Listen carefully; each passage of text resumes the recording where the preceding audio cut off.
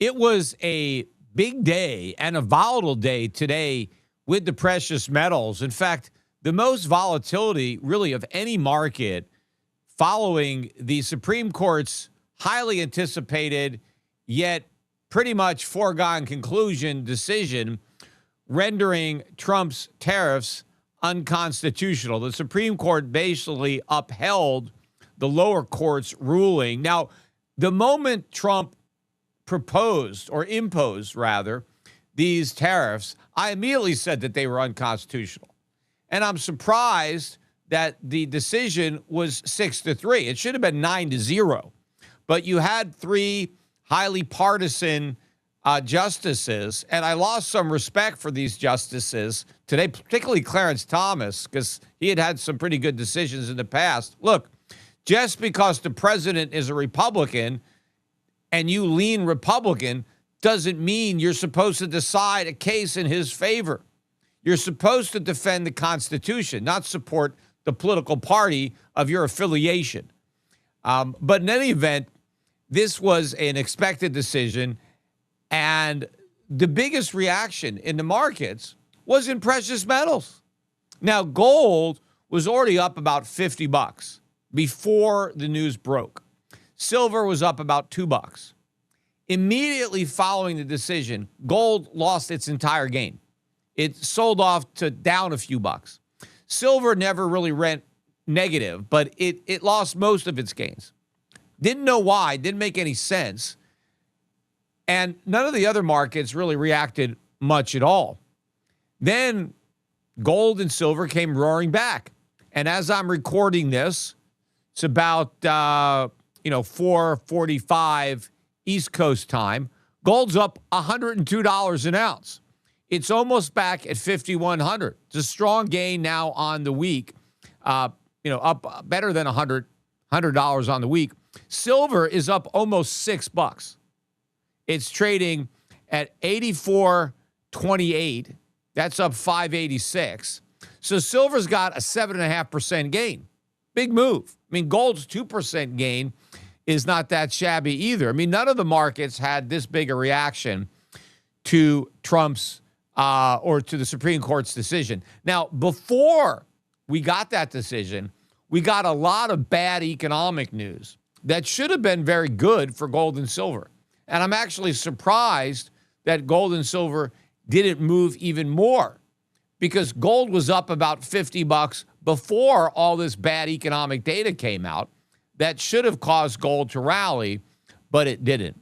Now, my guess is we're going to have a delayed reaction to the gold and silver, to this news in gold and silver next week, which is why you should buy this week. Now, I know a week ago I told people to just go to the Schiff Gold website and buy gold and silver. Don't wait for Monday or Tuesday. I thought it would be cheaper to buy over the weekend, and it turned out I was wrong. You would have got a better buy had you waited for Monday.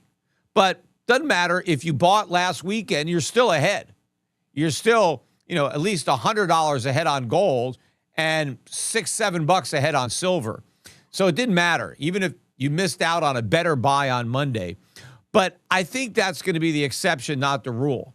In general, I expect a lot of strength over the weekend. And I think when the Asian markets open Sunday night and react not only to the tariff news, but to the bad economic news, which I'm going to get to in a moment, I think you're going to see big rallies. So once again, I would not wait for Monday.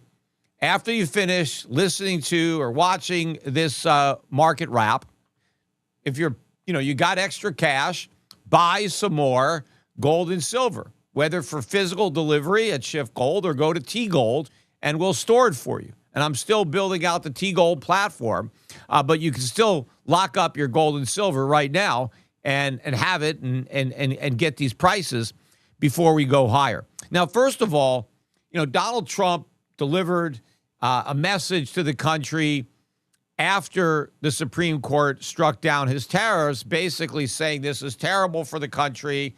The Supreme Court is harming America by, getting rid of these great tariffs that are making us rich and are, made America great again, and all this nonsense. The tariffs are not making us rich. We pay the tariffs. We can't enrich ourselves by taxing ourselves. But the tariffs are not even helping our trade. Our trade deficits, and I went over those on my last podcast, which I did yesterday, so I'm not going to repeat that. Go back and listen to that. That's the podcast on my main channel, the Peter Schiff YouTube channel. But our trade deficits are not getting better. In fact, they're about to get. The Supreme Court did not harm the country by validating the lower court's ruling. In fact, not only does this help the country, but it helps restore or preserve some constitutional limitations on presidential power, which is a good thing. Even if you really like what Trump is doing, you may not like what the next socialist president does.